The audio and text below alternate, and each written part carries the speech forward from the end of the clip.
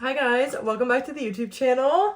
It is a Tuesday and I'm getting ready right now to go to catch steak. So I thought it'd be fun to do a little chit chat, get ready with me, life updates, what the heck is going on. I've been in New York now for a month, so we're gonna recap some things, talk about it, and just all that. Just see what happens. Yeah, I'm going to Catch. I've actually been to Catch before, not in New York, but I've been in LA. And I am going with one of the brands that I work with, which will be really fun. They're kind of doing like a brand trip vibes right now. And I met most of the girls yesterday. They're all super nice. They had a dinner last night, but I couldn't go. So now I'm going to the one today, which will be super fun. I'll show you guys my outfit after. It's cute. I already wore it this week, but I'm an outfit reuser. It is what it is. I also just don't have half my clothes here right now because I kind of left in a hurry. So, okay, I moved to New York a month ago. Also, I need my primer to set. I moved to New York a month ago, and then it was pretty crazy, like, since then. So I pretty much came to New York, did not have an apartment. I was just like, okay, actually, no, let me backtrack. Okay, so I came to New York, right? Right before I left for New York, about a week before, I had like found a place that I wanted to live. And I was gonna put like a down payment on, maybe like sign the lease before I even got here. But I don't know, I just like started to get this weird feeling and I was like, I do not think, like it was causing me so much stress, it was causing me so much anxiety. And I was like, I just don't think that this is what God is calling me to do. So I was just in my prayer time and I was like, okay, God, like, I want to find a place. Do I take this one? Do I not? It's causing me so much stress. I don't know what to do. And he very clearly spoke to me and was like, I want you to go there and trust me. So I was like, okay, so I guess we're going to do that. I'm relying on you, like, to find me a place. You've gotten me this far. So I'm like, okay, cool. That's what we're going to do. So I book a hotel for the week. It's just me and my mom. We're like, okay, we'll just do a whole week and just pray that the Lord provides something within that time period.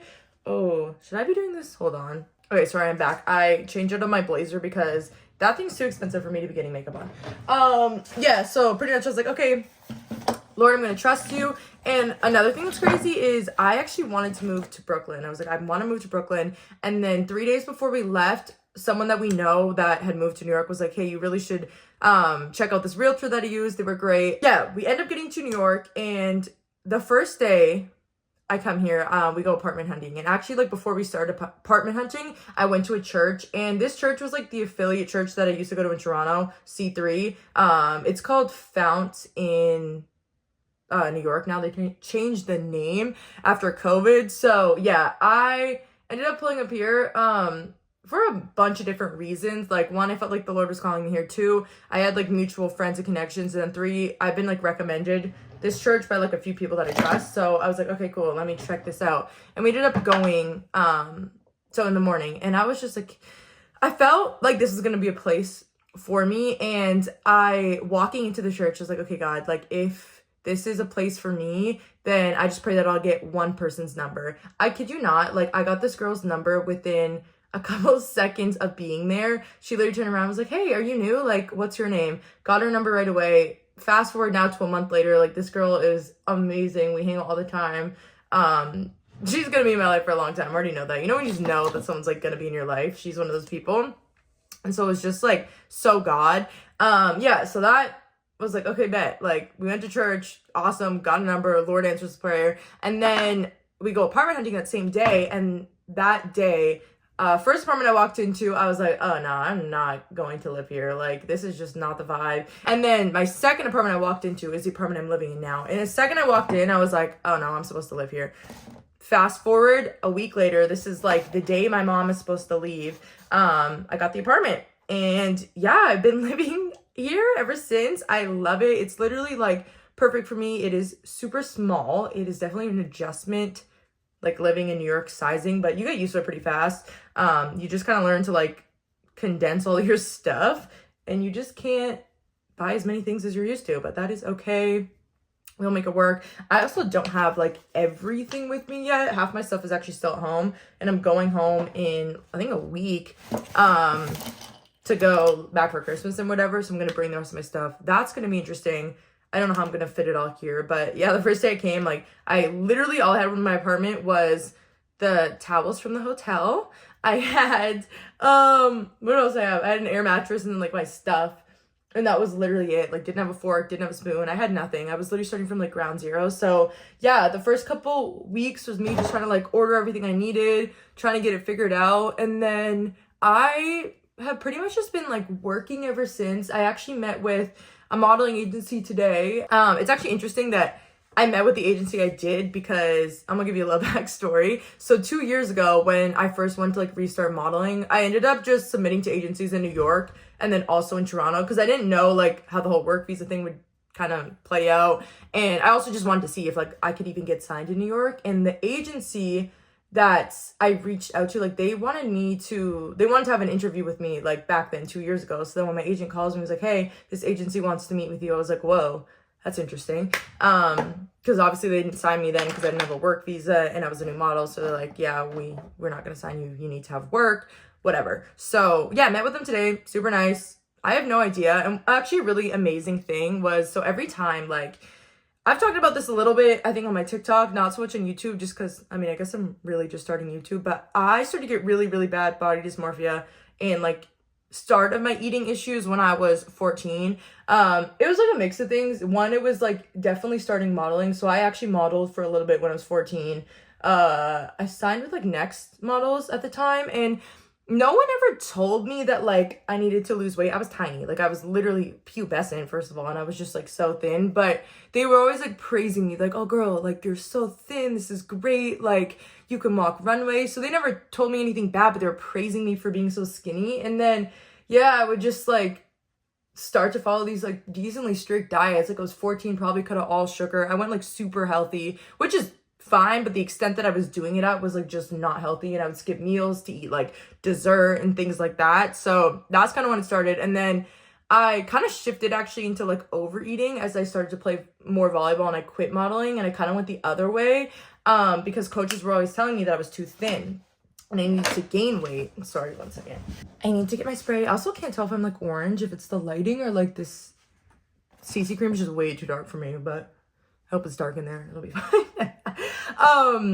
Yeah, so then when I started playing volleyball, it was the opposite. I started overeating because coaches always told me I needed to gain weight. And then I was like eating just so unhealthily because I was trying to gain all this weight. And I was just like never satisfied in my body because people were always telling me that my body wasn't good enough. It was either too skinny or I was, didn't have enough muscle on me. I was never going to make it to college, like all of these things. So I had all of these issues like kind of growing up, but I didn't even understand that they were like actually problems.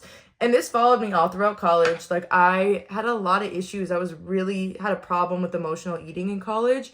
And I just didn't really understand that that was even there because I was an athlete. So I'm like, I just didn't even think that athletes could have like issues with eating because we had to fuel our bodies and we had to eat.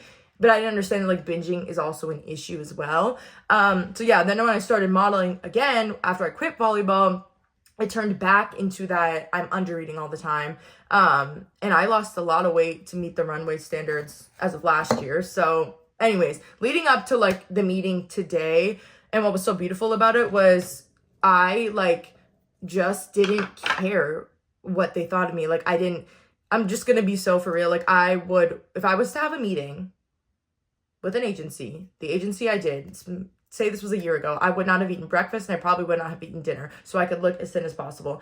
And I thank God that he delivered me from that mindset because I just like went about my day as completely normal. Like I didn't care. I was like, they're gonna either sign me because the Lord wants this for me or they're not. It has nothing to do with like the way I physically look. Obviously, yes, modeling has to do with the way you physically look, but I'm like, this is God. Like if he wants me to be at this agency, then he's gonna go before me and this is gonna be the agency for me. And if it's not, like it doesn't have anything to do like physically with the way I look. I don't have to change anything about myself to get signed to this agency.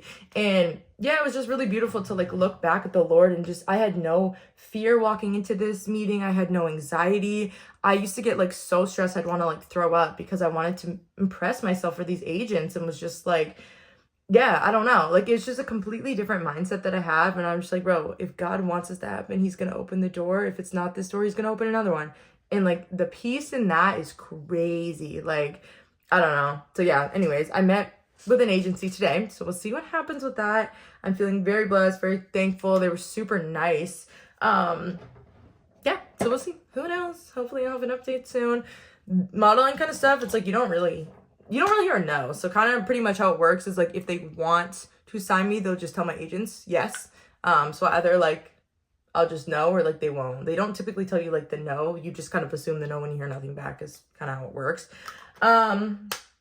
So yeah, we'll still see. I'm still really confident that the Lord wants me in modeling. I just don't know with what agency, and I don't know to what capacity that is going to be. But I am very confident that that is what he wants me to do. And if I'm wrong on that, then that's okay, because he has something better. But I don't think I'm wrong on that.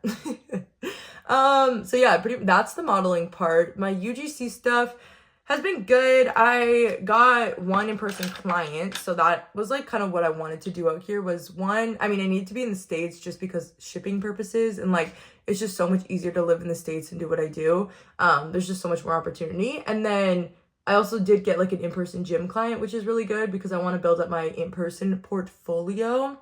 So yeah, things are doing good. I'm excited to see kind of where that goes. The Lord's been putting a lot of ideas in my head of just like different avenues to take it. So yeah, I'm just kind of trying to like decipher what is to be done now and what's to be done in like the future and shelve it. And I'm also feel a huge calling to be on YouTube. Like the Lord is calling me to this platform. So yeah, also like thanks for subscribing. Yo, I woke up with like 30K subscribers and I was like, what the heck? Like, where did y'all come from? I don't even post on here.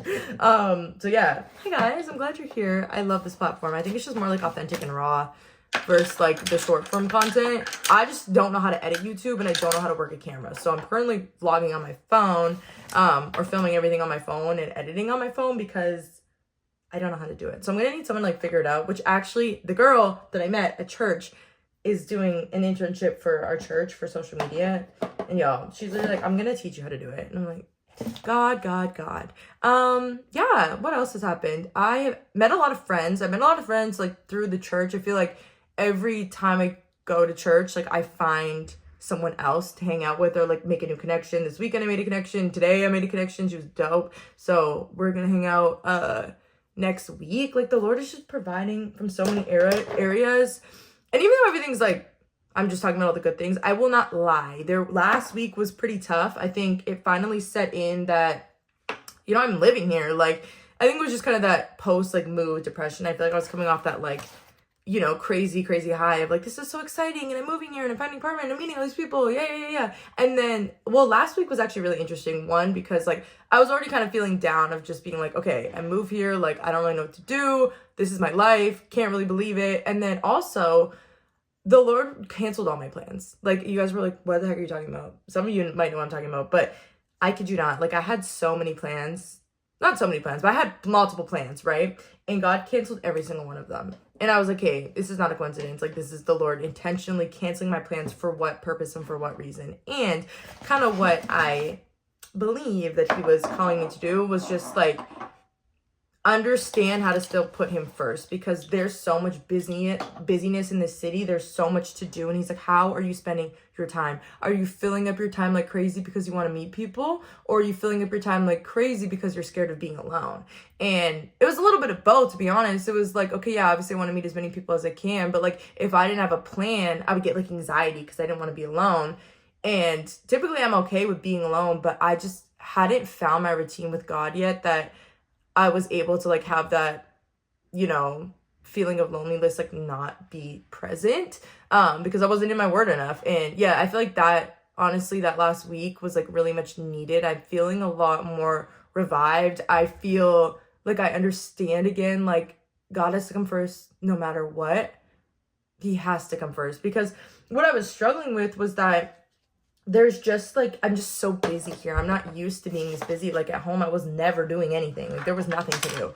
And even like in this city, like you might not have nothing to do, but because there's so much energy around you, like you're really overstimulated and riled up and overwhelmed very frequently. So yeah, anyways, I was just really having a hard time with that. And just like, even when I was going into my quiet time, because I never like was not going into my quiet time in some form or capacity. Okay, let me make that clear. I do not, there's not a day where I don't acknowledge the Lord. Either it's with I read my devos every day, but there was like a few days there where I was only getting them for like 5-10 minutes, but like I read my Bible every single day. I just can't not do it, or it has to be at least like some worship and I'm like praying with the Lord. You know what I mean? Like I don't ever just like not spend time with the Lord, but it wasn't enough. Like I need a couple hours. I'm not gonna cap at least an hour. Otherwise I'm not okay. Like, and that's what I was doing at home. Like, I don't know. I think a lot of people ask me about how fast, sorry, one second. I can't do a lip sync talk. I think a lot of people ask me like how fast my transition was of like not walking with the Lord to like the Lord changing your whole life. And I think for me, it was like, what people don't understand was I was in my quiet time 3 times a day, like for hours. I spent more time with God than I did with people. Like I was literally talking to the Lord for hours on end. I used to sit in my bathroom because that was where my quiet space was. And I used to just sit there for hours and just cry and spend time with the Lord. Like, I don't think people understand how much time I put in. And that's why the Lord, like, rapidly changed me so quick. And I got I feel like all these blessings just fall down on me so quick. And it's not because I did anything besides just, like, I wanted to spend time with God. Of course, He's creator of the universe. Why would you not want to spend time? But I think a lot of people forget that, like, this is a two-way street. Like, yes, obviously, God is the one. God provides everything. And He's going to pursue you no matter where you're at in your walk. Even if you don't care about God at all, He loves you, He cares about you, and He's always pursuing you. But when you put more time in, He's going to give more back to you. It's how relationships work. It's like any normal relationship of like, the more you invest into someone, the more they're going to invest into you. And that's what God does. And yeah, so I spent a lot of time doing that. And I don't think I've ever really talked about like how much like I was spending time with the Lord. Yeah, that was kind of a side tangent, but I felt like the Holy Spirit was like, whoop, moving to it. I don't know. Anyways, like I just can't not spend a lot of time with Him. And I wasn't doing that, and I wasn't prioritizing it enough. And now I'm not putting my work before God, is more of the story. So that's kind of where we're at. That's where the faith is at. That's where, yeah, we're at. I'm honestly doing great. Like, life is good. This has been a really good transition. I have never moved and felt this much peace. I've never moved and felt this much joy. Like, I've moved a lot and I've always been so lonely. Things. I don't exactly know what I'm going to do with my hair because, like, I washed it this morning and it's pretty curly, but my hair, bro, only stays cute for, like, 2 hours and then it just gets all weird. And that's kind of what it's giving right now is, like, it's just super frizzy. I don't really know what to do with it. But it has to stay curly. So what are we gonna do? I don't want to gel. I guess I could just recurl.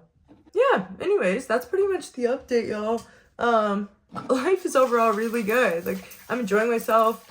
This weekend, like, I feel like I finally am starting to connect with, like, a friend group, which is really nice because I've been making a lot of connections and the Lord's brought me so many people. But, like, I don't know, friendships take time. Like, it just takes time. That's just really how it is. So, yeah, I met some cool girls this weekend. I definitely think there are going to be some people in my life, and I love them. They're awesome. They're so much fun. So, yeah, this weekend we ended up going out to, like, I don't know, there was, like, this bar, speakeasy vibe. That was really fun. It was just, like, a bunch of church people.